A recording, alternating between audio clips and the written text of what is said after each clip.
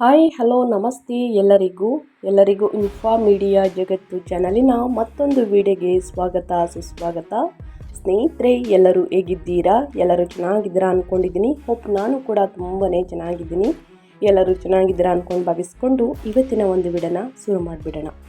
ರಾಶಿಯವರಿಗೆ ಸ್ನೇಹಿತರೆ, ಒಟ್ಟಾರೆಯಾಗಿ ಹೇಳಬೇಕು ಅಂತಂದರೆ ಏಪ್ರಿಲ್ ತಿಂಗಳಲ್ಲಿ ಸ್ನೇಹಿತರೆ ಸಾಕಷ್ಟು ಬದಲಾವಣೆಯನ್ನು ನೋಡಲಿದ್ದೀರಿ. ಯಾವುದರ ಬಗ್ಗೆ ಮುನ್ನೆಚ್ಚರಿಕೆಗಳನ್ನು ತೆಗೆದುಕೊಳ್ಬೇಕು ಅಂದರೆ ನಿಮ್ಮ ವ್ಯಾಪಾರ ವ್ಯವಹಾರದಲ್ಲಿ, ಹಣಕಾಸಿನಲ್ಲಿ, ವೃತ್ತಿ ಜೀವನದಲ್ಲಿ, ಉದ್ಯೋಗದಲ್ಲಿ ಏನೆಲ್ಲ ಬದಲಾವಣೆಯನ್ನು ಗ್ರಹಗಳು ಸೂಚಿಸಲಿದೆ, ಯಾವುದರ ಬಗ್ಗೆ ಮುನ್ನೆಚ್ಚರಿಕೆಗಳನ್ನು ತೆಗೆದುಕೊಳ್ಬೇಕು ಅನ್ನೋದನ್ನ ಒಟ್ಟಾರೆಯಾಗಿ ಇದೇ ವಿಡಿಯೋದಲ್ಲಿ ತಿಳಿಸ್ಕೊಡ್ತೀನಿ. ಇದನ್ನೆಲ್ಲ ತಿಳ್ಕೊಬೇಕು ಅಂದರೆ ಎಲ್ಲೂ ಕೂಡ ವಿಡಿಯೋನ ಸ್ಕಿಪ್ ಮಾಡಬಾರ್ದು. ಅಂದರೆ ವಿಡಿಯೋನ ಕಟ್ ಮಾಡಿ ಓಡಿಸ್ಕೊಂಡು ಹೋಗಿ ನೋಡ್ತೀನಿ ಅಂದರೆ ಫುಲ್ ಇನ್ಫಾರ್ಮೇಷನ್ ಯಾರಿಗೂ ಕೂಡ ಅರ್ಥ ಆಗಲ್ಲ. ಸೊ ಹಾಗಾಗಿ ಎಲ್ಲ ವಿಡಿಯೋದಲ್ಲೂ ತಿಳಿಸ್ತಾ ಇರ್ತೀನಿ. ಮೊದಲಿಂದ ಕೊನೆ ತನಕ ವಿಡಿಯೋನ ವಾಚ್ ಮಾಡಿ. ವಿಡಿಯೋದಲ್ಲಿ ಒಳ್ಳೆ ಮಾಹಿತಿ ಸಿಕ್ಕಿದ್ದಲ್ಲಿ ತಪ್ಪದೆ ವಿಡಿಯೋಗೊಂದು ಲೈಕ್ ಕೊಟ್ಟು ಇನ್ನೂ ನನ್ನ ಚಾನಲ್ನ ಸಬ್ಸ್ಕ್ರೈಬ್ ಮಾಡ್ಕೊಳ್ದೇನೆ ನೋಡ್ತಿದ್ರೆ ಇನ್ಫಾ ಮೀಡಿಯಾಗೆ ಸಬ್ಸ್ಕ್ರೈಬ್ ಆಗಿ ನಿಮ್ಮ ಅಭಿಪ್ರಾಯಗಳನ್ನು ಕಮೆಂಟ್ ಬಾಕ್ಸಲ್ಲಿ ತಿಳಿಸ್ಬೋದು. ಓಂ ನಮೋ ಕುಬೇರರಾಯ ನಮಃ, ಓಂ ನಮೋ ಶಿವಾಯ, ಓಂ ನಮೋ ಶನೇಶ್ವರಾಯ ನಮಃ, ಓಂ ಶ್ರೀ ಮಹಾಲಕ್ಷ್ಮಿ ನಮಃ ಅನ್ನೋದನ್ನ ಕಮೆಂಟ್ ಮಾಡಿ ಸ್ನೇಹಿತರೆ. ಮಹಾಲಕ್ಷ್ಮಿ ಅನುಗ್ರಹದಿಂದ ಸಂಪತ್ತಿನ ಸುರಿಮಳೆಯನ್ನು ನೋಡಿ ನಿಮ್ಮ ಜೀವನದಲ್ಲಿ. ಇನ್ನು ಶನಿದೇವರ ಕೃಪೆಯಿಂದ ಕಷ್ಟಗಳು ಸಮಸ್ಯೆಗಳು ಕ್ರಮೇಣವಾಗಿ ಕಡಿಮೆಯಾಗಿ ಸಾಕಷ್ಟು ಅದೃಷ್ಟದ ಫಲಗಳನ್ನು ಗಳಿಸಲಿ. ಉನ್ನತ ಆರೋಗ್ಯವನ್ನು ಪಡೆದುಕೊಳ್ಳಿ ಮೇಷರಾಶಿಯವರು ಅಂತ ಕೇಳ್ಕೊತಾ ವಿಡಿಯೋದ ಕಡೆ ಗಮನ ಕೊಟ್ಬಿಡೋಣ. ಸ್ನೇಹಿತರೆ, ನಿಮ್ಮ ಕುಟುಂಬದಲ್ಲಿ ಅಥವಾ ನಿಮ್ಮ ಸ್ನೇಹಿತರಲ್ಲಿ ನಿಮ್ಮ ಹಿತೈಷಿಗಳು ಯಾರಾದರೂ ಮೇಷರಾಶಿಯವರ ಹೊಂದಿದ್ರೆ ಸ್ನೇಹಿತರೆ, ಮೇಷರಾಶಿಯನ್ನು ಹೊಂದಿದ್ರೆ ದಯವಿಟ್ಟು ಅವ್ರಿಗೆ ವಿಡಿಯೋವನ್ನು ಶೇರ್ ಮಾಡಿ. ಯಾಕಂದರೆ ನಿಮ್ಮ ಕಡೆಯಿಂದ ಅದೃಷ್ಟದ ಭವಿಷ್ಯವನ್ನು ಅವರು ಕೂಡ ತಿಳ್ಕೊಂಡಂಗಾಗುತ್ತೆ. ಓಕೆ, ತಡ ಮಾಡೋದು ಬೇಡ, ವಿಡಿಯೋದ ಕಡೆ ಗಮನ ಕೊಟ್ಬಿಡೋಣ. ಮೇಷರಾಶಿಯವರಿಗೆ ಏಪ್ರಿಲ್ 2026 ಮಾಸಿಕ ಭವಿಷ್ಯದ ಪ್ರಕಾರ ಹೇಳೋದಾದರೆ ಆಂತರಿಕ ಸಂಘರ್ಷಗಳು ಮತ್ತು ಅಸಾಧಾರಣ ವಿಜಯಗಳು ಅಂತಲೇ ಹೇಳ್ಬೋದು. ಒಟ್ಟಾರೆಯಾಗಿ ಯುಗಾದಿಯ ಹೊಸ ವರ್ಷದ ಆರಂಭದಲ್ಲಿ ಏಪ್ರಿಲ್ 2026 ಮೇಷರಾಶಿಯವರಿಗೆ ವಿಶಿಷ್ಟವಾದ ಅನುಭವಗಳು ಸಮ್ಮಿಲನವನ್ನು ತರಲಿದೆ. ತಿಂಗಳ ಆರಂಭದಲ್ಲಿ ಏಪ್ರಿಲ್ 10ರಂದು ನಿಮ್ಮ ರಾಶಿಯ ಅಧಿಪತಿಯಾದಂತಹ ಮಂಗಳನು ಕರ್ಮಕಾರಕ ಶನಿಯೊಂದಿಗೆ ವ್ಯಯಸ್ಥಾನವಾದ 12ನೇ ಮನೆಯಲ್ಲಿ ಮೀನರಾಶಿಯನ್ನು ಪ್ರವೇಶಿಸುತ್ತಾನೆ. ನಷ್ಟದ ಮನೆಯಲ್ಲಿ ನಿಮ್ಮ ರಾಶಿಯ ಅಧಿಪತಿ ಕುಳಿತಿರುವುದರಿಂದ ನೀವು ಒಂಟಿತನದ ಭಾವನೆಯನ್ನು ಅನುಭವಿಸಬಹುದು. ನಿಮ್ಮ ಪ್ರಯತ್ನಗಳಲ್ಲಿ ವಿಶೇಷವಾಗಿ ಹೊಸ ಪ್ರಾಜೆಕ್ಟ್ಗಳಲ್ಲಿ ಗಮನಾರ್ಹ ವಿಳಂಬಗಳನ್ನು ಎದುರಿಸಬಹುದು ಮತ್ತು ಮಾನಸಿಕ ಒತ್ತಡವೂ ಕೂಡ ಹೆಚ್ಚಾಗಬಹುದು. ಆದರೆ ಚಿಂತಿಸಬೇಡಿ ಸ್ನೇಹಿತರೆ, ಏಪ್ರಿಲ್ 14ರಂದು ಸೂರ್ಯನು ನಿಮ್ಮ ರಾಶಿಗೆ ಪ್ರವೇಶಿಸಿ ಉಚ್ಚ ಸ್ಥಿತಿಯನ್ನು ತಲುಪಿದಾಗ ಪರಿಸ್ಥಿತಿಯು ಸಂಪೂರ್ಣವಾಗಿ ನಿಮ್ಮ ಪರವಾಗಿ ಬದಲಾಗುತ್ತದೆ. ಈ ಶಕ್ತಿಶಾಲಿ ಸೂರ್ಯನು ನಿಮ್ಮನ್ನು ರಾಜನಂತಹ ಅಧಿಕಾರ ಮತ್ತು ದೃಢವಾದ ಆತ್ಮವಿಶ್ವಾಸದಿಂದ ತುಂಬುತ್ತಾನೆ. ಈ ಸಕಾರಾತ್ಮಕತೆಗೆ ವೇಗವನ್ನು ಸುರಿಸುತ್ತಾ ಧನಾಧಿಪತಿಯಾದಂತಹ ಶುಕ್ರನು ಏಪ್ರಿಲ್ 19ರಂದು ತನ್ನ ಸ್ವಂತ ರಾಶಿಯಾದ ಋಷಭವನ್ನು ನಿಮ್ಮ 2ನೇ ಮನೆ ಅಂದರೆ ಪ್ರವೇಶಿಸುತ್ತಾನೆ ಸ್ನೇಹಿತರೆ. ಇದು ನಿಮ್ಮ ಆರ್ಥಿಕ ಸ್ಥಿರತೆಗೆ ಬಂಗಾರದ ಹಾದಿಯನ್ನು ಸುಗಮಗೊಳಿಸುತ್ತದೆ ಅಂತಲೇ ಹೇಳಬಹುದು. ಇನ್ನು ಮೊದಲಾರ್ಧದಲ್ಲಿ ನೀವು ತಾಳ್ಮೆಯನ್ನು ಕಾಪಾಡಿಕೊಂಡರೆ ತಿಂಗಳ ದ್ವಿತೀಯಾರ್ಧವು ನಿಮಗೆ ಅದ್ಭುತಗಳನ್ನು ಸೃಷ್ಟಿಸುತ್ತದೆ. ಇದು ಒಟ್ಟಾರೆಯಾಗಿ ಮೇಷರಾಶಿಯವರ ಭವಿಷ್ಯ ಹೇಗಿರಲಿದೆ ಅಂತಲೇ ಹೇಳಬಹುದು. ಇನ್ನು ಗ್ರಹಗಳ ಸಂಚಾರ ಹೇಗಿರಲಿದೆ, ಮೇಷರಾಶಿಯವರಿಗೆ ಏಪ್ರಿಲ್ನ ಪ್ರಮುಖ ಗ್ರಹಗಳ ಸ್ಥಾನ ಬದಲಾವಣೆ, ಗ್ರಹಗಳ ಸಂಚಾರ, ಅದರಿಂದಾಗುವಂತಹ ಪ್ರಭಾವದ ಕ್ಷೇತ್ರಗಳು ಹೇಗಿರಲಿದೆ ಅನ್ನೋದನ್ನು ನೋಡೋದಾದರೆ ಮೊದಲನೇದಾಗಿ ಸ್ನೇಹಿತರೆ, ಮಂಗಳ ಈ ತಿಂಗಳಲ್ಲಿ ಸ್ನೇಹಿತರೆ ಸಾಕಷ್ಟು ಬದಲಾವಣೆಯನ್ನು ತರಲಿದೆ ಅಂತಲೇ ಹೇಳಬಹುದು. ಯಾಕಂದರೆ ಮಂಗಳ 1 ಮತ್ತು 8ನೇ ಮನೆಯ ಅಧಿಪತಿ 12ನೇ ಮನೆಯಲ್ಲಿ ಮೀನದಲ್ಲಿ ಸಂಚಾರವನ್ನು ಮಾಡಲಿದೆ ಏಪ್ರಿಲ್ 2ರಿಂದ. ಆಸ್ಪತ್ರೆ ಖರ್ಚುಗಳು, ನಿದ್ರಾಹೀನತೆ, ವಿದೇಶಿ ಪ್ರಯಾಣ, ಪ್ರಚೋದನೆ ಇಲ್ಲದ ಆತಂಕ, ಭಯ ಉಂಟಾಗಬಹುದು ನಿಮ್ಮ ರಾಶಿಯ ಅಧಿಪತಿಯಿಂದ ಸ್ನೇಹಿತರೆ. ಇನ್ನು ಶನಿ 10 ಮತ್ತು 11ನೇ ಮನೆಯ ಅಧಿಪತಿಯಾಗಿರುವಂತಹ ಶನಿ 12ನೇ ಮನೆಯಲ್ಲಿ ಮೀನದಲ್ಲಿ ಸಂಚಾರವನ್ನು ಮಾಡಲಿದೆ. ಇದರ ಪ್ರಭಾವ ಹೇಗಿರಲಿದೆ ಅಂದರೆ ಕೆಲಸದ ಸ್ಥಳದಲ್ಲಿ ಒತ್ತಡ, ಆದಾಯವು ಖರ್ಚಾಗಿ ಹರಿಯುವುದು, ಏಕಾಂತದ ಕ್ಷಣಗಳು ಹೆಚ್ಚಾಗಲಿದೆ. ಇನ್ನು ಸೂರ್ಯ 5ನೇ ಮನೆಯ ಅಧಿಪತಿಯಾಗಿರುವಂತಹ ಸೂರ್ಯ 1ನೇ ಮನೆಯಲ್ಲಿ ಉಚ್ಚ ಸ್ಥಿತಿಯಲ್ಲಿ ಏಪ್ರಿಲ್ 14ರಿಂದ ಸಂಚಾರವನ್ನು ಮಾಡಲಿದೆ. ಆತ್ಮವಿಶ್ವಾಸದ ಅಹಂಕಾರ, ಮೇಲಧಿಕಾರಿಗಳಿಂದ ಒತ್ತಡ, ಮಕ್ಕಳ ಪ್ರತಿಭೆ ಅಂತಲೇ ಹೇಳಬಹುದು. ಇನ್ನು ಶುಕ್ರ 2 ಮತ್ತು 7ನೇ ಮನೆಯ ಅಧಿಪತಿ 2ನೇ ಮನೆಯಲ್ಲಿ ಸ್ವಕ್ಷೇತ್ರದಲ್ಲಿ ಸಂಚಾರವನ್ನ ಮಾಡಲಿದೆ. ಏಪ್ರಿಲ್ 19ರಿಂದ ಸಂಚರಿಸಲಿದೆ ಸ್ನೇಹಿತರೆ ಶುಕ್ರ ಗ್ರಹ. ಇದು ಯಾವ ರೀತಿ ಪ್ರಭಾವವನ್ನ ಬೀರಲಿದೆ ಮೇಷರಾಶಿಯವರಿಗೆ ಅಂದರೆ ಕುಟುಂಬದಲ್ಲಿ ಸಂತೋಷ, ಮಾತಿನಲ್ಲಿ ವಾಕ್ಚಾತುರ್ಯ, ಸ್ಥಿರ ಆದಾಯ, ವ್ಯಾಪಾರದಲ್ಲಿ ಧನಲಾಭ ಅಂತಾನೆ ಹೇಳಬಹುದು. ಇದು ಗ್ರಹಗಳ ಸಂಚಾರ ಮತ್ತು ಗ್ರಹಗಳ ಸ್ಥಾನ ಬದಲಾವಣೆಯಿಂದ ಆಗುವಂತಹ ಮೇಷರಾಶಿಯವರಿಗೆ ಏರುಪೇರುಗಳು ಸ್ನೇಹಿತರೆ. ಇನ್ನು ನಿಮ್ಮ ಹಣಕಾಸಿನಲ್ಲಿ, ವ್ಯಾಪಾರ ವ್ಯವಹಾರದಲ್ಲಿ, ಉದ್ಯೋಗದಲ್ಲಿ, ಪಾಲುದಾರಿಕೆಯಲ್ಲಿ ಒಟ್ಟಾರೆಯಾಗಿ ಏನೆಲ್ಲ ಬದಲಾವಣೆಯನ್ನು ಮೇಷರಾಶಿಯವರು ನೋಡಲಿದ್ದೀರಿ ಅನ್ನೋದನ್ನ ತಿಳಿಸ್ಕೊಡ್ತೀನಿ. ಮೊದಲನೇದಾಗಿ ನಿಮ್ಮ ಫೈನಾನ್ಸ್ ಬಗ್ಗೆನೇ ಹೋಗ್ಬಿಡೋಣ ಸ್ನೇಹಿತರೆ.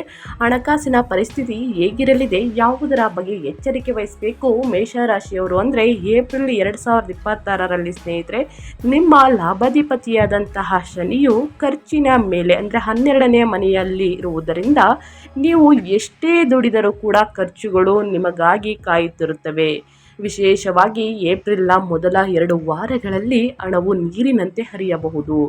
ಪ್ರಾಥಮಿಕವಾಗಿ ಆರೋಗ್ಯದ ಸಮಸ್ಯೆಗಳು ಅಥವಾ ವಾಹನ ರಿಪೇರಿಗಾಗಿ ಅಂದರೆ ಸ್ನೇಹಿತರೆ ವೆಹಿಕಲ್ ಮೇಂಟೆನೆನ್ಸ್ ಸ್ನೇಹಿತರೆ ಸಾಕಷ್ಟು ಹಣವನ್ನು ವ್ಯಯ ಆಗಲಿದೆ ಅಂತಲೇ ಹೇಳ್ಬೋದು, ಖರ್ಚಾಗಲಿದೆ. ಏಪ್ರಿಲ್ ದ್ವಿತೀಯಾರ್ಧದಂದು ಧನಾಧಿಪತಿಯಾದಂತಹ ಶುಕ್ರನು ತನ್ನ ಸ್ವಂತ ರಾಶಿಯನ್ನು ವೃಷಭ ರಾಶಿಯನ್ನು ಪ್ರವೇಶಿಸಿದಾಗ ಉಬ್ಬರ ಇಳಿತವು ಅಂತಂದರೆ ಸ್ನೇಹಿತರೆ ಅನುಕೂಲಕರ ಏರುಪೇರನ್ನು ನೋಡಬಹುದು. ಹಣಕಾಸಿನಲ್ಲಿ ಬದಲಾಗುತ್ತದೆ. ಇದು ನಿಮ್ಮ ಆರ್ಥಿಕ ಶಕ್ತಿಯನ್ನು ಬಹಳವಾಗಿ ಹೆಚ್ಚಿಸುತ್ತದೆ. ನಿಮ್ಮ ಕುಟುಂಬದ ಅಗತ್ಯಗಳಿಗಾಗಿ ಹೆಚ್ಚಿನ ವಸ್ತುಗಳನ್ನು ಖರೀದಿಸಲು ಅಥವಾ ಚಿನ್ನಾಭರಣಗಳಲ್ಲಿ ಹೂಡಿಕೆಯನ್ನು ಮಾಡಲು ನೀವು ಸಂತೋಷದಿಂದ ಹಣವನ್ನು ಖರ್ಚು ಮಾಡುತ್ತೀರಿ. ಇಂದಿನ ಹೂಡಿಕೆಗಳಿಂದ ಬರುವ ಉತ್ತಮ ಆದಾಯವು ನಿಮ್ಮ ಬ್ಯಾಂಕ್ ಬ್ಯಾಲೆನ್ಸನ್ನು ಅಂದವಾಗಿ ಸ್ಥಿರಗೊಳಿಸಲು ಸಹಾಯವನ್ನು ಮಾಡುತ್ತದೆ. ಸ್ನೇಹಿತರೆ, ನೀವು ಏನು ಉಳಿತಾಯವನ್ನು ಮಾಡಿ ಹೂಡಿಕೆಯನ್ನು ಮಾಡಲಿರ್ತೀರಾ ಅದು ಮುಂದಿನ ದಿನಗಳಲ್ಲಿ ಖಂಡಿತವಾಗಿಯೂ ನಿಮ್ಮ ಬ್ಯಾಂಕ್ ಬ್ಯಾಲೆನ್ಸ್ ಹೆಚ್ಚಾಗಲಿದೆ. ಇದರ ಜೊತೆಗೆ ನಷ್ಟವನ್ನು ನೋಡುವುದಿಲ್ಲ ಸ್ನೇಹಿತರೆ. ಆದಾಯದಲ್ಲಿ ದುಪ್ಪಟ್ಟು ಹೆಚ್ಚಳವನ್ನು ನೋಡಲಿದ್ದೀರಿ. ಅನಗತ್ಯ ಖರ್ಚುಗಳಿಂದ ಆದಷ್ಟು ದೂರವಿದ್ದು ಸ್ನೇಹಿತರೆ ನಿಮ್ಮ ಹೆಲ್ತ್ ಇನ್ಶೂರೆನ್ಸ್ ಈ ರೀತಿ ನಿಮ್ಮ ಉಳಿತಾಯವನ್ನು ಸ್ವಲ್ಪ ಮಾಡಿಕೊಡಿ. ಮುಂದಿನ ದಿನಗಳಲ್ಲಿ ಹಣಕಾಸಿನ ಪ್ರಾಬ್ಲಮ್ ಎದುರಾಗುವುದಿಲ್ಲ. ಎದುರಾದರೂ ನೀವು ಉಳಿತಾಯ ಮಾಡಿರ್ತೀರಲ್ಲ ಅದು ಯೂಸ್ ಆಗುತ್ತದೆ. ಇನ್ನು ಅದೇ ರೀತಿ ನಿಮ್ಮ ವ್ಯಾಪಾರ ಮತ್ತು ಸ್ವಯಂ ಉದ್ಯೋಗದ ಬಗ್ಗೆ ಹೇಳೋದಾದರೆ ಏನೆಲ್ಲ ಬದಲಾವಣೆಯನ್ನು ಮೇಷರಾಶಿಯವರು ನೋಡಲಿದ್ದೀರಿ ಅಂದರೆ ಏಪ್ರಿಲ್ ದ್ವಿತೀಯಾರ್ಧದವರೆಗೆ ಶುಕ್ರನು ನಿಮ್ಮ 7ನೇ ಮನೆಯಲ್ಲಿ ಅಂದರೆ ವ್ಯಾಪಾರದ ಮನೆಯ ಅಧಿಪತಿ ಲಗ್ನದಲ್ಲಿ ಸೂರ್ಯನೊಂದಿಗೆ ಸ್ಥಾನ ಪಡೆಯುತ್ತಾನೆ. ಈ ನಿಯೋಜನೆಯು ನಿಮ್ಮ ವ್ಯಾಪಾರದಲ್ಲಿ ಕೆಲವು ಹೆಚ್ಚು ಮಹತ್ವಾಕಾಂಕ್ಷೆಯ ನಿರ್ಧಾರಗಳನ್ನು ತೆಗೆದುಕೊಳ್ಳುವಂತೆ ನಿಮ್ಮನ್ನು ಪ್ರೇರೇಪಿಸಬಹುದು. ನಿಮ್ಮ ವ್ಯಾಪಾರ ಪಾಲುದಾರರೊಂದಿಗೆ ಚರ್ಚೆಯ ಸಮಯದಲ್ಲಿ ಸರ್ವಾಧಿಕಾರಿಯಂತೆ ವರ್ತಿಸುವ ಅಪಾಯವಿದೆ. ನಿಮ್ಮ ಮಾತೆ ಅಂತಿಮ ಕಾನೂನು ಎಂದು ನೀವು ನಿರೀಕ್ಷಿಸಬಹುದು ಸ್ನೇಹಿತರೆ. ಇದರ ಬಗ್ಗೆ ಸ್ವಲ್ಪ ಎಚ್ಚರವಿರಲಿ. ಅದಿಯಾಗೋ ಏಪ್ರಿಲ್ 19ರಂದು ಶುಕ್ರನು ತನ್ನ ಸ್ವಂತ 2ನೇ ಮನೆಯಾದಂತಹ ವೃಷಭ ರಾಶಿಗೆ ಚಲಿಸಿದಾಗ ಪರಿಸ್ಥಿತಿಯು ಗಮನಾರ್ಹವಾಗಿ ಸಕಾರಾತ್ಮಕ ತಿರುವು ಪಡೆಯುತ್ತದೆ. ಕ್ಲೈಂಟ್ಗಳೊಂದಿಗೆ ನಿಮ್ಮ ಸಂವಹನ ಕೌಶಲ್ಯ, ಕಮ್ಯುನಿಕೇಷನ್ ಸ್ಕಿಲ್ಸ್ ಮತ್ತು ವಾಕ್ಚಾತುರ್ಯವು ಮ್ಯಾಜಿಕ್ನಂತೆ ಕೆಲಸ ಮಾಡುತ್ತದೆ ಅಂತಲೇ ಹೇಳ್ಬೋದು ಮೇಷರಾಶಿಯವರಿಗೆ. ಇನ್ನು ಹಳೆಯ ಬಾಕಿ ಇರುವ ಬಿಲ್ಗಳು ಹಣ ವಸೂಲಿಯಾಗುತ್ತದೆ. ಹೊಸ ಪ್ರಾಜೆಕ್ಟ್ಗಳನ್ನು ಪ್ರಾರಂಭಿಸುವವರು, ವಿಶೇಷವಾಗಿ ಸೃಜನಶೀಲ ಅಂದರೆ ಕ್ರಿಯೇಟಿವ್ ಕ್ಷೇತ್ರಗಳು, ಕಲೆ ಅಥವಾ ಐಷಾರಾಮಿ ಸರಕುಗಳು ಅಂದರೆ ಲಕ್ಸುರಿ ಗೂಡ್ಸ್ ವ್ಯಾಪಾರದಲ್ಲಿ ಇರುವವರು ಲಾಭದಲ್ಲಿ ಗಣನೀಯ ಏರಿಕೆಯನ್ನು ಕಾಣುತ್ತಾರೆ. ಸ್ನೇಹಿತರೆ, ನಿಮ್ಮ ಬಿಸ್ನೆಸ್ ಬಗ್ಗೆ ಯಾವುದರಲ್ಲಿ ಅದೃಷ್ಟವನ್ನು ನೋಡಲಿದ್ದೀರಿ, ಯಾವುದರಲ್ಲಿ ಮುನ್ನೆಚ್ಚರಿಕೆಗಳನ್ನು ತೆಗೆದುಕೊಳ್ಬೇಕು ಮೇಷರಾಶಿಯವರು ಏಪ್ರಿಲ್ ತಿಂಗಳಿನಲ್ಲಿ ಅನ್ನೋದನ್ನ ಒಟ್ಟಾರೆಯಾಗಿ ನಿಮಗೆ ಅರ್ಥವಾಗುವ ರೀತಿಯಲ್ಲಿ ತಿಳಿಸ್ಕೊಟ್ಟಿದ್ದೀನಿ. ಇನ್ನು ಮುಂದಿನದಾಗಿ ಹೇಳೋದಾದರೆ ಸ್ನೇಹಿತರೆ, ಮುಂದಿನದಾಗಿ ನಿಮ್ಮ ಕೆರಿಯರ್ ಅಂದರೆ ಜಾಬ್ ಮತ್ತು ವೃತ್ತಿ, ನಿಮ್ಮ ಉದ್ಯೋಗದ ಬಗ್ಗೆ ಹೇಳೋದಾದರೆ ಏನೆಲ್ಲ ಬದಲಾವಣೆಯನ್ನು ಗ್ರಹಗಳು ಸೂಚಿಸಲಿದೆ ಅಂದರೆ ನಿಮ್ಮ 10ನೇ ಮನೆಯಲ್ಲಿ ವೃತ್ತಿಯ ಮನೆಯ ಅಧಿಪತಿಯಾದಂತಹ ಶನಿಯು 12ನೇ ಮನೆಯಲ್ಲಿ ಇರುವುದರಿಂದ ಜೊತೆಗೆ ನಿಮ್ಮ ರಾಶಿಯ ಅಧಿಪತಿ ಮಂಗಳನ ಪ್ರಭಾವ ಇರುವುದರಿಂದ ಏಪ್ರಿಲ್ ಮೊದಲಾರ್ಧವು ನಿಮ್ಮ ಕಚೇರಿಯಲ್ಲಿ ಏಳಲಾಗದಂತಹ ಮಾನಸಿಕ ಸಂಘರ್ಷಗಳನ್ನು ತರುತ್ತದೆ. ಆಫೀಸ್ ಪಾಲಿಟಿಕ್ಸ್ನಿಂದಾಗಿ ಸ್ನೇಹಿತರೆ ತನ್ನ ಕಠಿಣ ಪರಿಶ್ರಮಕ್ಕೆ ತಕ್ಕ ಮನ್ನಣೆ ಸಿಗುತ್ತಿಲ್ಲ ಎಂಬ ಭಾವನೆ ನಿಮ್ಮಲ್ಲಿ ಕಾಡಬಹುದು ಎಂಬ ಬಲವಾದ ಭಾವನೆಯನ್ನು ನೀವು ಅನುಭವಿಸ್ಬೋದು ಅಂತಲೇ ಹೇಳ್ಬೋದು. ಅದಿಯಾಗೋ ಬಹುರಾಷ್ಟ್ರೀಯ ಕಂಪನಿಗಳಲ್ಲಿ ಅಂದರೆ MNCs ಕೆಲಸ ಮಾಡುವವರಿಗೆ ಅಥವಾ ವಿದೇಶಿ ಕ್ಲೈಂಟ್ಗಳೊಂದಿಗೆ ಸ್ನೇಹಿತರೆ ವ್ಯವಹರಿಸುವಾಗ ಈ ಅವಧಿಯು ವಾಸ್ತವವಾಗಿ ಹೆಚ್ಚು ಪ್ರಯೋಜನಕಾರಿಯಾಗಿದೆ ಅಂತಲೇ ಹೇಳಬಹುದು. ಇನ್ನು ಏಪ್ರಿಲ್ ದ್ವಿತೀಯಾರ್ಧದಂದು ನಿಮ್ಮ ವೃತ್ತಿ ಜೀವನದಲ್ಲಿ ಪ್ರಮುಖ ತಿರುವು ಬರುತ್ತದೆ. ಆಗ ಸೂರ್ಯನು ನಿಮ್ಮ 5ನೇ ಮನೆಯ ಅಧಿಪತಿ ಅಂತಲೇ ಹೇಳಬಹುದು. ನಿಮ್ಮ ಲಗ್ನದಲ್ಲಿ ಉಚ್ಚನಾಗುತ್ತಾನೆ ಸ್ನೇಹಿತರೆ ಸೂರ್ಯನು. ನಿಮ್ಮ ಬುದ್ಧಿಶಕ್ತಿ ಅದ್ಭುತವಾಗಿ ಕೆಲಸ ಮಾಡುತ್ತದೆ. ಮೀಟಿಂಗ್ಗಳಲ್ಲಿ ನೀವು ತರುವಂತಹ ಪರಿಹಾರಗಳು, ಸಲಹೆಗಳು ಮತ್ತು ಐಡಿಯಾಗಳು ಸ್ನೇಹಿತರೆ ನವೀನವಾಗಿರುವುದಲ್ಲದೆ ನಿಮ್ಮ ಸಹೋದ್ಯೋಗಿಗಳಿಂದ ವ್ಯಾಪಕವಾಗಿ ಸ್ವೀಕರಿಸಲ್ಪಡುತ್ತದೆ. ಅದಿಯಾಗೋ ಮೊದಲ ಮನೆಯಲ್ಲಿರುವಂತಹ ಸೂರ್ಯನು ಸಕಾರಾತ್ಮಕ ಫಲಿತಾಂಶಗಳೊಂದಿಗೆ ಸ್ವಲ್ಪ ಅಹಂಕಾರವನ್ನು ಅಂದರೆ ಈಗೋವನ್ನು ತರುತ್ತಾನೆ. ಸೊ ಹಾಗಾಗಿ ಪ್ರತಿಯೊಂದರಲ್ಲೂ ನಿಮ್ಮದೇ ಮೇಲ್ಗೈ ಆಗಿರಬೇಕು ಎಂಬ ಹಠ ಹೆಚ್ಚಾಗುತ್ತದೆ. ಜವಾಬ್ದಾರಿಗಳು ಹೆಚ್ಚಳದೊಂದಿಗೆ ಉನ್ನತ ಆಡಳಿತ ಮಂಡಳಿಯಿಂದ ಟಾಪ್ ಮ್ಯಾನೇಜ್ಮೆಂಟ್ ಒತ್ತಡವು ಹೆಚ್ಚಾಗಬಹುದು. ನಿಮ್ಮ ಕಾರ್ಯಕ್ಷಮತೆ ಅಂದರೆ ಎಷ್ಟೇ ಕೆಲಸವನ್ನು ನೀವು ಮಾಡಿದರೂ ಅತ್ಯುತ್ತಮವಾಗಿದ್ದರೂ ಸಹೋದ್ಯೋಗಿಗಳೊಂದಿಗೆ ಪ್ರಾಬಲ್ಯ ಮೆರೆಯುವಂತಹ ವರ್ತನೆಯನ್ನು ಕಟ್ಟುನಿಟ್ಟಾಗಿ ತಪ್ಪಿಸಿ. ಸ್ನೇಹಿತರೆ, ನೀವು ಚೆನ್ನಾಗಿ ನಿಮ್ಮ ವೃತ್ತಿಯಲ್ಲಿ ಉದ್ಯೋಗದಲ್ಲಿ ಚೆನ್ನಾಗಿ ಕೆಲಸವನ್ನು ಮಾಡ್ತೀರಾ. ಮುಂದಿನ ದಿನಗಳಲ್ಲೂ ಆ ಆಟ ನಿಮ್ಮ ಕೈ ಬಿಡುವುದಿಲ್ಲ ಅಂತಲೇ ಹೇಳ್ಬೋದು ಸ್ನೇಹಿತರೆ. ಆದರೆ ಮೇಲಧಿಕಾರಿಗಳಿಂದ ಅಷ್ಟೇನು ನಿಮಗೆ ಪ್ರಶಂಸೆ ಸಿಗುವುದಿಲ್ಲ. ಸೊ ಹಾಗಾಗಿ ನಿಮ್ಮ ಸಹೋದ್ಯೋಗಿಗಳೊಂದಿಗೆ ಮೇಲಧಿಕಾರಿಗಳೊಂದಿಗೆ ಬಹಳಷ್ಟು ಎಚ್ಚರಿಕೆಯಿಂದ ಇರುವುದು ಉತ್ತಮ. ಇನ್ನು ಅದೇ ರೀತಿ ನಿಮ್ಮ ಕುಟುಂಬದ ಬಗ್ಗೆ ಹೇಳೋದಾದರೆ ಏನೆಲ್ಲ ಬದಲಾವಣೆಯನ್ನು ನೋಡಲಿದ್ದೀರಿ, ಯಾವುದರ ಬಗ್ಗೆ ಮುನ್ನೆಚ್ಚರಿಕೆಗಳನ್ನು ತೆಗೆದುಕೊಳ್ಬೇಕು ಮೇಷರಾಶಿಯವರು ಅಂದರೆ ನಿಮ್ಮ ಕೌಟುಂಬಿಕ ಜೀವನವು ಈ ತಿಂಗಳು 2 ವಿಭಿನ್ನ ಹಂತಗಳನ್ನು ಪ್ರದರ್ಶಿಸುತ್ತದೆ. ಒಂದೆಡೆ ಲಗ್ನದಲ್ಲಿರುವಂತಹ ಉಚ್ಚ ಸೂರ್ಯನು ನಿಮ್ಮ 7ನೇ ಮನೆಯ ಅಂದರೆ ಸಂಗಾತಿಯ ಮನೆ ಮೇಲೆ ನೇರ ದೃಷ್ಟಿ ಬೀರುತ್ತಾನೆ. ಇದು ನಿಮ್ಮ ಜೀವನ ಸಂಗಾತಿಯೊಂದಿಗೆ ಅಹಂಕಾರದ ಘರ್ಷಣೆಗಳು ಮತ್ತು ಹೆಮ್ಮೆಯ ಭಿನ್ನಾಭಿಪ್ರಾಯಗಳನ್ನು ಪ್ರಚೋದಿಸುತ್ತದೆ.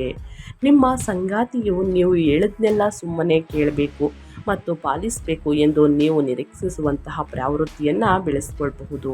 ಈ ನಡವಳಿಕೆಯನ್ನು ನಿಯಂತ್ರಿಸುವುದು ಅತ್ಯಂತ ನಿರ್ಣಾಯಕ.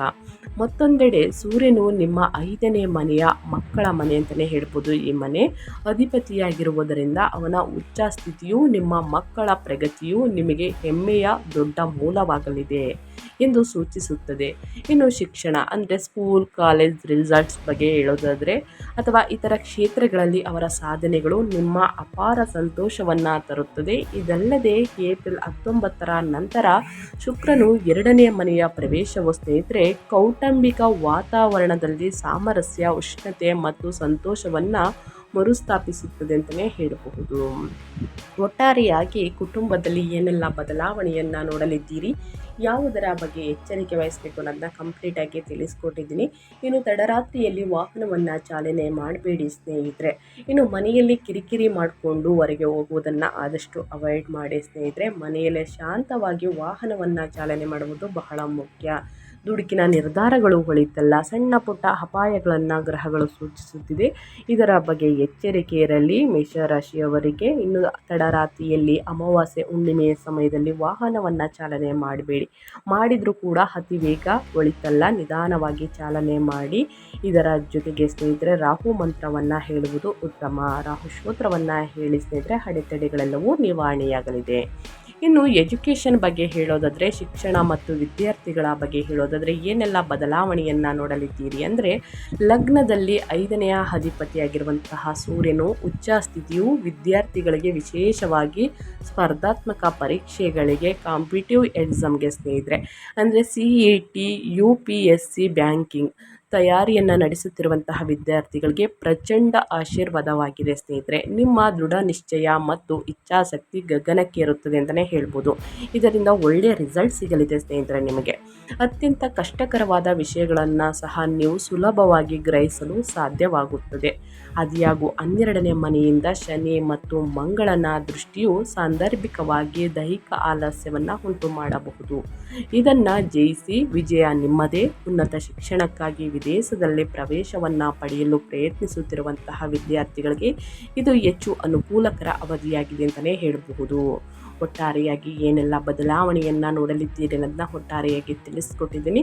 ಇನ್ನು ನಿಮ್ಮ ಹೆಲ್ತ್ ಬಗ್ಗೆ ಹೇಳೋದಾದರೆ ನಿಮ್ಮ ಆರೋಗ್ಯದಲ್ಲಿ ಏನೆಲ್ಲ ಬದಲಾವಣೆಯನ್ನು ಗ್ರಹಗಳು ಸೂಚಿಸಲಿದೆ, ಯಾವುದರ ಬಗ್ಗೆ ಮುನ್ನೆಚ್ಚರಿಕೆಗಳನ್ನು ತೆಗೆದುಕೊಳ್ಬೇಕು ಅಂದರೆ ಮೇಯ್ನಾಗಿ ನಿಮ್ಮ ಆರೋಗ್ಯ ಮತ್ತು ಯೋಗಕ್ಷೇಮದ ಬಗ್ಗೆ ಮುನ್ನೆಚ್ಚರಿಕೆಗಳು. ಅಂದರೆ ನಿಮ್ಮ ರಾಶಿಯ ಅಧಿಪತಿ ಮಂಗಳನು ಜಲತತ್ವದ ರಾಶಿಯಾದ ಮೀನದಲ್ಲಿ ಅಂದರೆ 12ನೇ ಮನೆಯಲ್ಲಿ ಶನಿಯೊಂದಿಗೆ ಇದ್ದಾನೆ. ತಿಂಗಳ ಆರಂಭದಲ್ಲಿನ ಈ ಭಾರವಾದ ಗ್ರಹಗತಿಯು ನಿಮ್ಮನ್ನು ನಿದ್ರಾಹೀನತೆ, ಪಾದದ ನೋವುಗಳು ಅಥವಾ ಉರಿ ಅಥವಾ ಹೊಟ್ಟೆಗೆ ಸಂಬಂಧಿಸಿದ ಜೀರ್ಣಕಾರಿ ಸಮಸ್ಯೆಗಳಿಂದ ಕಾಡಬಹುದು. ಏಪ್ರಿಲ್ ದ್ವಿತೀಯಾರ್ಧವು ಉಚ್ಚ ಸೂರ್ಯನು ಲಗ್ನಕ್ಕೆ ಪ್ರವೇಶವು ನಿಮಗೆ ಅತ್ಯುತ್ತಮ ಚೈತನ್ಯ ಅಂತಲೇ ಹೇಳ್ಬೋದು. ಅತ್ಯುತ್ತಮ ಚೈತನ್ಯ, ಉನ್ನತ ರಿಸಲ್ಟ್ ಸಿಗಲಿದೆ ಮತ್ತು ಬಲವಾದ ರೋಗ ನಿರೋಧಕ ಶಕ್ತಿಯನ್ನು ನೀಡುತ್ತದೆ. ಆದಾಗ್ಯೂ ಸೂರ್ಯನು ನಿಮ್ಮ ದೇಹದಲ್ಲಿ ಉಷ್ಣಾಂಶವನ್ನು, ಪಿತ್ತ ದೋಷವನ್ನು ಹೆಚ್ಚಿಸಬಹುದು. ನೀವು ಸಣ್ಣ ಪುಟ್ಟ ವಿಷಯಗಳಿಗೂ ವಿಪರೀತ ಕೋಪಗೊಳ್ಳುವುದು, ತಲೆನೋವು ಬರಲಿದೆ ಅಥವಾ ರಕ್ತದೊತ್ತಡದಲ್ಲಿ BP ಅಂದರೆ ಹಠಾತ್ ಏರಿಕೆಯನ್ನು ಅನುಭವಿಸಬಹುದು. ಈ ಬೆಂಕಿಯ ಅಗ್ನಿ ಶಕ್ತಿಯನ್ನು ಶಾಂತಗೊಳಿಸಲು ಪ್ರತಿದಿನ ಧ್ಯಾನವನ್ನು ಮಾಡಿ, ಅಂದರೆ ಮೆಡಿಟೇಷನನ್ನು ಮಾಡಿ, ಪ್ರಾಣಾಯಾಮವನ್ನು ಮಾಡಿ. ಈ ಅಭ್ಯಾಸವನ್ನು ಮಾಡಲು ಮತ್ತು ನಿಮ್ಮ ನೀರಿನ ಸೇವನೆಯನ್ನು ಗಮನಾರ್ಹವಾಗಿ ಹೆಚ್ಚಿಸಲು ಬಲವಾಗಿ ಶಿಫಾರಸು ಮಾಡಲಾಗಿದೆ. ಚೆನ್ನಾಗಿ ನೀರನ್ನು ಕುಡಿಯುವುದು, ಹಸಿರು ತರಕಾರಿ ಸೊಪ್ಪುಗಳನ್ನು ತಿನ್ನುವುದರಿಂದ ಸ್ನೇಹಿತರೆ ನಿಮ್ಮ ದೇಹದಲ್ಲಿ ಸ್ವಲ್ಪ ನೀರಿನ ಅಂಶ ಇರಲಿದೆ. ಇದರಿಂದ ಉಷ್ಣತೆ ಕಡಿಮೆಯಾಗಲಿದೆ ಅಂತಲೇ ಹೇಳ್ಬೋದು. ಇದರ ಜೊತೆಗೆ ಲಘು ವ್ಯಾಯಾಮ, ಧ್ಯಾನ, ಮೆಡಿಟೇಷನನ್ನು ಮಾಡಿ ನಿಮ್ಮ ಸಮಸ್ಯೆಗಳು ನಿವಾರಣೆಯಾಗಲಿದೆ. ಈ ತಿಂಗಳಲ್ಲಿ ಮೇಷರಾಶಿಯವರು ಅನುಸರಿಸಬೇಕಾದ ಜ್ಯೋತಿಷ್ಯದ ಪರಿಹಾರಗಳನ್ನು ತಿಳಿಸ್ಕೊಡ್ತೀನಿ. ವೇದ ಜ್ಯೋತಿಷ್ಯದ ಪರಿಹಾರಗಳನ್ನು ನೀವು ಫಾಲೋ ಮಾಡಿದ್ದಲ್ಲಿ ಕಷ್ಟಗಳು, ಸಮಸ್ಯೆಗಳು ಕ್ರಮೇಣವಾಗಿ ಕಡಿಮೆಯಾಗಲಿದೆ. 12ನೇ ಮನೆಯಲ್ಲಿನ ಶನಿ ಮಂಗಳ ಸಂಯೋಗದ ದುಷ್ಪರಿಣಾಮಗಳನ್ನು ತಗ್ಗಿಸಲು ಮತ್ತು ಉಚ್ಚ ಸೂರ್ಯನಿಂದ ಉಂಟಾಗುವ ಆಕ್ರಮಣಶೀಲತೆಯನ್ನು ನಿಯಂತ್ರಿಸಲು ಈ ಪರಿಹಾರಗಳನ್ನು ಶ್ರದ್ಧೆಯಿಂದ ಅನುಸರಿಸಿ. ಹನುಮಂತನ ಆರಾಧನೆ. ಮಂಗಳವಾರ ಶನಿ ದೋಷವನ್ನು ಆಂಜನೇಯನ ಆರಾಧನೆಯಿಂದ ತಟಸ್ಥಗೊಳಿಸಲು ಮಾಡಬಹುದು. ಪ್ರತಿ ಮಂಗಳವಾರ ಅಥವಾ ಶನಿವಾರ ಹನುಮಾನ್ ಚಾಲಿಸವನ್ನು ಪಠಿಸಿ ಅಥವಾ ಕೇಳುವುದು ಅಥವಾ ಸುಂದರ ಕಾಂಡವನ್ನು ಓದಿ ಅಥವಾ ಕೇಳುವುದು ಇದು ನಿಮ್ಮನ್ನು ಅಪಘಾತಗಳು ಮತ್ತು ಗುಪ್ತ ಅಪಾಯಗಳಿಂದ ರಕ್ಷಿಸುತ್ತದೆ. ಅದೇ ರೀತಿ ಸೂರ್ಯ ನಮಸ್ಕಾರ ಸ್ನೇಹಿತರೆ, ಏಪ್ರಿಲ್ 14ರಿಂದ ಸೂರ್ಯನು ಉಚ್ಚನಾಗಿರುವುದರಿಂದ ಪ್ರತಿದಿನ ಸೂರ್ಯ ನಮಸ್ಕಾರವನ್ನು ಮಾಡಿ ಮತ್ತು ಬೆಳಿಗ್ಗೆ ಆದಿತ್ಯ ಹೃದಯ ಸ್ತೋತ್ರವನ್ನು ಹೇಳಿ. ಯಾರಿಗೆ ಆದಿತ್ಯ ಹೃದಯ ಸ್ತೋತ್ರವನ್ನು ಹೇಳುವುದಕ್ಕೆ ಬರಲ್ಲ, ಹನುಮಾನ್ ಚಾಲಿಸವನ್ನು ಹೇಳುವುದಕ್ಕೆ ಬರಲ್ಲ ಅಂಥವರು ಕೇಳಿಸ್ಕೊಳ್ಬೋದು, ಆಲಿಸ್ಬೋದು ಸ್ನೇಹಿತರೆ. ಇದು ನಿಮಗೆ ನಿಜವಾದ ನಾಯಕತ್ವದ ಗುಣಗಳನ್ನು ಕರುಣಿಸುವಾಗ ನಿಮ್ಮ ಅಹಂಕಾರವನ್ನು ಕಡಿಮೆ ಮಾಡಲು ಸಹಾಯವನ್ನು ಮಾಡುತ್ತದೆ. ಇನ್ನು ದಾನ ಧರ್ಮವನ್ನು ಮಾಡಿ. ಪಾಪದ ಗ್ರಹಗಳು ವ್ಯಯಸ್ಥಾನದಲ್ಲಿ ಖರ್ಚಿನ ಮನೆಯಲ್ಲಿ ಇರುವುದರಿಂದ ಆಸ್ಪತ್ರೆಗಳಲ್ಲಿರುವಂತಹ ರೋಗಿಗಳಿಗೆ ಸ್ವಯಂ ಪ್ರೇರಿತವಾಗಿ ಔಷಧಿಗಳನ್ನು ದಾನ ಮಾಡಿ ಅಥವಾ ಅನಾಥಾಶ್ರಮಗಳಿಗೆ ಬೆಂಬಲವನ್ನು ನೀಡಿ. ನಿಮ್ಮ ಕೈಯಲ್ಲಾದಷ್ಟು ಹಣ ಸಹಾಯವನ್ನು ಮಾಡಿ, ಅನ್ನದಾನ ಮಾಡಿ ಸ್ನೇಹಿತರೆ. ಈ ಸಕಾರಾತ್ಮಕ ಕಾರ್ಯವು ಅನಗತ್ಯ ಮತ್ತು ಅನಿರೀಕ್ಷಿತ ಆರ್ಥಿಕ ನಷ್ಟಗಳನ್ನು ತಡೆಯಲು ಸಹಾಯವನ್ನು ಮಾಡುತ್ತದೆ. ಹಾಗಾಗಿ ಮೇಷರಾಶಿಯವರು ಈ ಸಣ್ಣ ಪುಟ್ಟ ಪರಿಹಾರಗಳನ್ನು ಪ್ರತಿಯೊಬ್ಬರು ಮಾಡಿ ಅಂತ ಹೇಳ್ತಾ ನಾನು ವಿಡಿಯೋನ ಎಂಡ್ ಮಾಡ್ತಾ ಇದ್ದೀನಿ. ದಯವಿಟ್ಟು ಇವತ್ತಿನ ಒಂದು ವಿಡಿಯೋದಲ್ಲಿ ಒಳ್ಳೆಯ ಮಾಹಿತಿ ಸಿಕ್ಕಿದ್ದಲ್ಲಿ, ಈ ವಿಡಿಯೋ ಯೂಸ್ಫುಲ್ ಅನಿಸಿದ್ದಲ್ಲಿ ವಿಡಿಯೋಗೆ ಲೈಕ್ ಮಾಡೋದನ್ನ ಮರ್ತಿದ್ರೆ ಲೈಕ್ ಮಾಡಿ. ಇನ್ನೂ ನನ್ನ ಚಾನಲ್ನ ಸಬ್ಸ್ಕ್ರೈಬ್ ಮಾಡ್ಕೊಂಡಿಲ್ಲ ಅಂದರೆ ಇನ್ಫಾ ಮೀಡಿಯಾಗೆ ಸಬ್ಸ್ಕ್ರೈಬ್ ಆಗಿ ನಿಮ್ಮ ಅಭಿಪ್ರಾಯಗಳನ್ನು ಕಮೆಂಟ್ ಬಾಕ್ಸಲ್ಲಿ ತಿಳಿಸ್ಬಹುದು. ಯಾರೆಲ್ಲ ಸಬ್ಸ್ಕ್ರೈಬ್ ಮಾಡಿಕೊಂಡು ಪ್ರತಿನಿತ್ಯ ವಿಡಿಯೋ ವಾಚ್ ಮಾಡ್ತಿದ್ದೀರಾ ಅಂಥವರಿಗೆ ಶನಿ ಬಲ, ಗುರುಬಲ ಎರಡೂ ಕೂಡ ಇರಲಿ. ನಿಮ್ಮ ಕಷ್ಟಗಳು, ಸಮಸ್ಯೆಗಳು ಕ್ರಮೇಣವಾಗಿ ಕಡಿಮೆಯಾಗಲಿ ಅಂತ ಹೇಳ್ತಾ ಮತ್ತೊಂದು ವಿಡಿಯೋ ಜೊತೆ ಮತ್ತೊಂದು ಹೊಸ ಭವಿಷ್ಯದಲ್ಲಿ ಹೊಸ ಅಪ್ಡೇಟಲ್ಲಿ ಸಿಗ್ತೀನಿ. Thank you for watching.